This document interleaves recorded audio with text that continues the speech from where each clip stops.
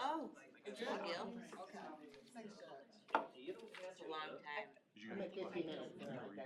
Right. I'm like, That's a long time. Mine's on the foundation.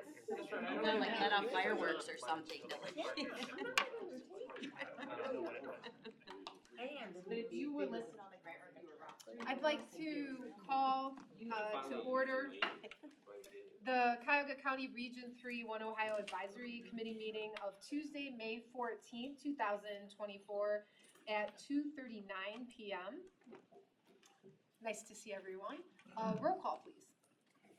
If you're an alternate, just say present for whoever you're an alternate for. So Mayor Nicole Daly Jones, Here.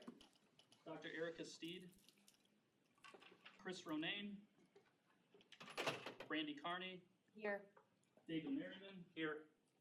Pernell Jones, Lauren Anthes, David Margolius, Blaine Griffin, Mark Musson, Stephanie Pryor, Here. Judge Ron Adrian, Here.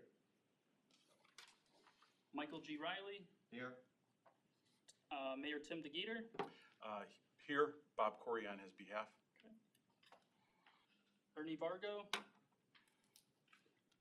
Matt Burke, Mayor Kirsten Holtzheimer Gale. Here. Edwin Hubbard, Tom Olmsted, Scott Osecki. Here. Joan England. Here.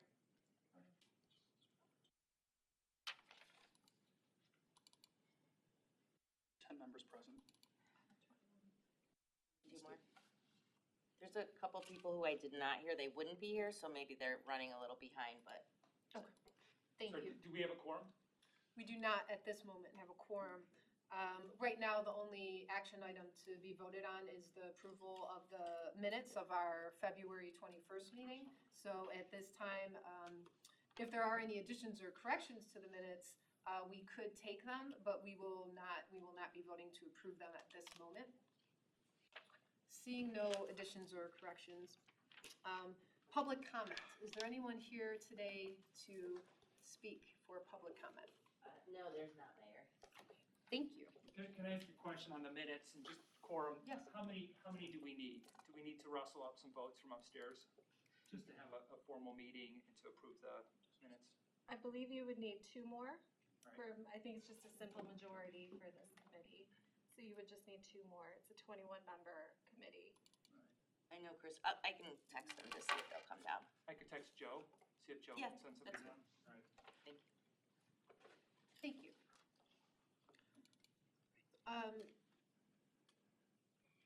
If we could please now have an update, both Sarah and the judge are here.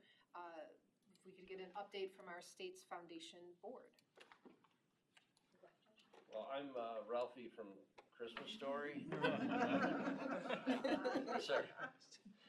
These are Dave Merriman sunglasses, kind of that floated to me. I woke up with a cornea tear. I went to the doctor this morning, and the light is aggravating it. So forgive me, and as I told the mayor and a few others, I'm not winking at you, so you don't need to call HR. Again, thank you. It's been a privilege to be the Region 3 representative on the One Ohio Board Foundation. We had a meeting. The foundation board had a meeting in Columbus last week. We have a new executive director. Larry Kidd stepped down. He was running for Congress, and Mayor Mason from Lancaster, Ohio is our new board chair. He is I believe our third new board chair since we've been in business for about 2 years now. And it's 2 years, a short time and a long time. The One Ohio Foundation was created out of this document, the Memorandum of Understanding. There was no board before this. There was no executive director. There were no personnel. Those prior board chairs did an incredible amount of work. I was witness to a lot of it. I was on the Executive Director Search Committee that brought us Director Alicia Nelson, who used to head Recovery Ohio under the DeWine administration. We had to kind of convince her to apply, but she's been the right person for the job, and one of the best things she did was bring Sarah in as her assistant right away. The board has a contracted chief financial officer, Jim Quinn. He's been with us since day one. He gives us at every meeting monthly reports on our financial position. We've made more money this year on the money we're sitting on than Cuyahoga County will receive in this round of grant funding. We've taken advantage of the high relatively yield interest rate environment and have some very, very low risk investments that are paying us like 5%, and we've got about over $100 million in the bank at this point. As you recall, the payments from the litigation are going to be paid out in 15-year or over 18 years. I learned something in the last meeting. The defendants in that litigation have the option to pay out everything early according to a financial formula. One of those defendants has taken advantage of that. So that will decrease the amount of money that will be available for distribution in future years. So in this year, this is our first allocation. Months ago, the board voted to put out $51 million to be spread around to the regions. No money was set aside for statewide projects, although that is an option under the MOU. But we thought it was important to fund the regions first and see what the regions come up with. There are 19 regions, and again, in the MOU, there's a formula by percentage as to what each region would get, if you were to give out, $51 million. So Cuyahoga County share, Region 3 share will be, I believe, $1.86 or $1.88 million. So not a lot of peanut butter to spread around. And the big news is we finally put out an application. Our applications were made available to potential grantees. That process, the application process, closed on May 3rd. And the response was overwhelming. And here are the numbers. Oh, that hurts. There were 1,530 total applications statewide from just under 800 different organizations. So some organizations applied, maybe some organizations applied in every region. So 48% were multi-region applications. Cuyahoga County did not lead the way in number of applications. Hamilton County and the Bengals beat us. But when we sit down to review these, we'll be thankful that Hamilton County has more work to do than we do. We received approximately 127 applications, and as Sarah will tell you, that number may dwindle. They're going to screen out some of them that may be duplicates, that may not have been filled out correctly, but still, that's a lot of grantees to choose from for $1.88 million. Really interesting, of the just over 1,500 total statewide applications, 415 of those applications was for amounts less than $100,000. So it'll be fascinating to see what those smaller asks are for. And sometimes, you get the best bang from your buck out of, those smaller organizations. So here's something that's vitally important for our progress. You should have received an email from the One Ohio Foundation asking you to fill out a, what's it called, conflict? Related party questionnaire. Related party questionnaire. This is a fancy word for a conflict check. We will not, none of the regions will get the grant applications until all of their board members have filled out that related party questionnaire. alternates. Yeah, so we need to fill that out, and, is there an ethics training requirement as well? Yes. So we need to have you do that. And I'm sure there'll be another email after this Did meeting. they mention that in Because the wasn't there- communication?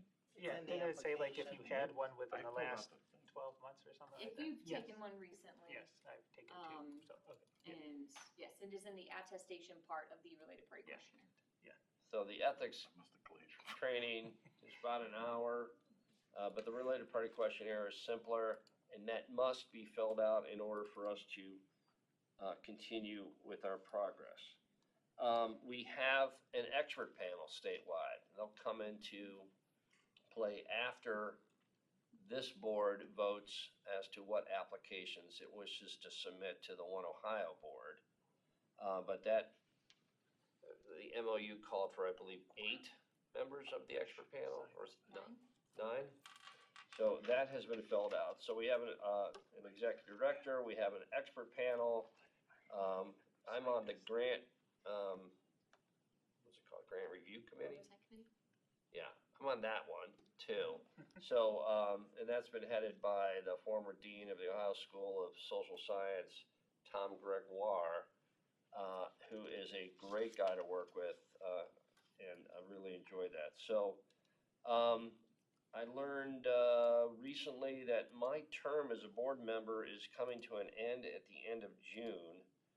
So, if we get a quorum, I would like to be reappointed to that position again.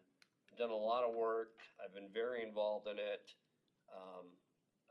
People on the board turn to me because I'm a judge, I have some legal background, and I'm a drug court judge and have a good amount of knowledge of behavioral health.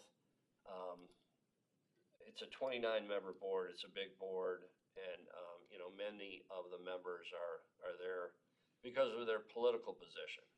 So, it's nice to be appreciated, and I think I bring value to it, and I would, like the chance to go back to Columbus 24 more times in the next 2 years, so.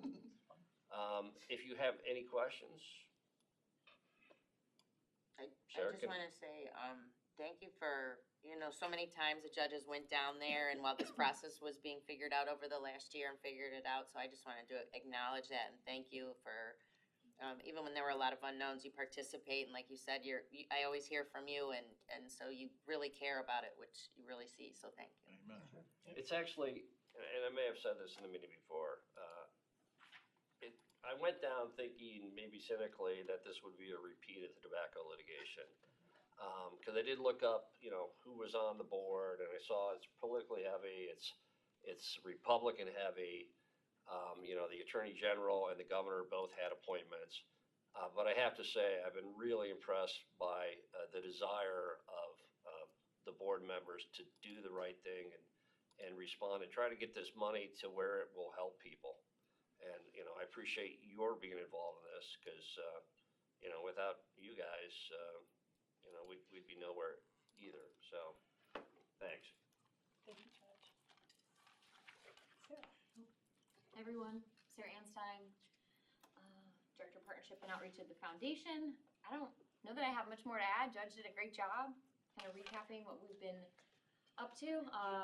I would say biggest lesson learned is we will never have a grant application window close at 11:59 p.m. on a Friday. It was like having a big virtual sleepover because we were up responding to people all the way up until 11:59 p.m. So, lesson learned. And I have to admit, I fell asleep first, so I couldn't even hang. But I hung in there as long as I could. We are in the process of going through all 1,530 applications. As Judge mentioned, that number will go down because there certainly were some that were a test or very obvious a duplicate. So we'll get those final numbers to you, but that's a lot to be going through. And we have been, but man, it really ramped up like the last couple of days and then hours. So that has been our whole world is going through all of that. I appreciate the work of the kind of the support staff and the grant review committee as we've been going through the quick guides that we put out. to kind of walk through the process and kind of what we need to do to move forward. So if folks have questions, always here to answer them. And you will receive an email from me, maybe during this meeting, I'm not sure when they'll send it out, about our first grant reviewer training. Obviously, all of the grant reviewers and power users, we'd love for you to be on that training, but certainly any of the other board members, because you will be part of the process of voting on what you want to recommend. So that training will be May 29th from 12 to 1:30. We will record it, email you out a recording if you can't attend live, and most likely we'll do another live one as we kind of move forward. So that's another exciting update from us. Grant reviewer training date finally set. Wonderful. Thank you. Moving into new business. At this point, we do a quorum now, so I will make a motion to appoint Judge Mattia as the Region 3 representative to the One Ohio Foundation Board. Can I second that? Motion made and Thanks, Judge. seconded. All right. Any discussion? I said it first. You got it. You got it. Let's go. You got it. Any discussion? Seeing none? All those in favor signify by saying aye. Aye. Any opposed? Seeing no opposition, congratulations, Judge. Thank You get to go back. I would like a 24 raise. more I'd like a meetings. raise. Should have asked first. Oh. There's an application. Lesson learned.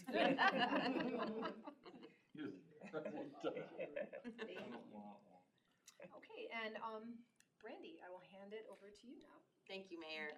So I will give a brief update. Prior to this meeting, myself and some of the people from this room that had said they want to participate on the grant review subcommittee here, we met for the first time. There are some unknowns right now, as many of you can imagine, because we don't know who all submitted applications. And if you have a conflict with submitting an application, we ask you not be part of the grant review committee. But knowing that and knowing that there are those unknowns, I would say and plea, as the judge had said earlier, right now there's 7 of us on the committee. We did talk about a couple additional people that we'd add, but there's 127 applications. So while we don't want to get too far with external people that aren't aware in the space, I would love to just have more people from this board. I know it's a lot of commitment and it's hard to say exactly how much time it might be. I think it might be, we're thinking throughout June, maybe into July, we'd like to have by the end to have a recommendation to this main board, like a final recommendation. One of the things we talked about, although that this is not set in stone yet because of the unknowns, is possibly if we can get, for example, 12 people on the subcommittee, we'd split off maybe into groups of 3 or 4 and take a first kind of bat where each one of those groups get a third or a fourth of the applications, and that smaller group can weed out the ones that are pretty clearly not going to move forward, and then we can talk more collectively about the ones that are left after that, just to streamline the process a little bit and make it easier and not so, challenging for all of us to participate in every single one. But we're still working through that process. So this is just a plea. If as long as your organization did not submit a request for funding or there's not another direct conflict, please let me know. And we would love to have you on the committee. Anything else that I missed from that meeting, David or Judge or anybody, Mike? David, that's a great suggestion. We just want to make sure that we have more than one set of eyes on each application. So, having 2 or 3 people review each application, and then maybe we'll have some kind of scoring system. The One Ohio Board has provided a rubric that would give a numerical score that may be of help. But, if you're not going to be subject to conflicts, we really could use you. The smaller subcommittee's made up of pretty good, interesting people, so I think it would be a valuable experience. We did talk about, when we come back to the main board for final approval, we'll we talked about going through each application rather than just one blanket, you know, this is what we'd like to put forward, so people on this board could vote yay or nay depending on the project that we put forward. So that's what we talked about, but again, we're still kind of working through some of those. That's all I have, Mayor. Thank you. Well, again, I would echo what Brandy and Judge Mattia had just said, is that if you could give of your time to assist, it would be greatly appreciated. So, thank you. Is there any additional new or old business that the committee needs to discuss today? Vote on the minutes. Oh, yes, that's right. Thank you. We can vote now, can't we? Sorry, I was blinded by Judge Mattia's sunglasses. His sunglasses.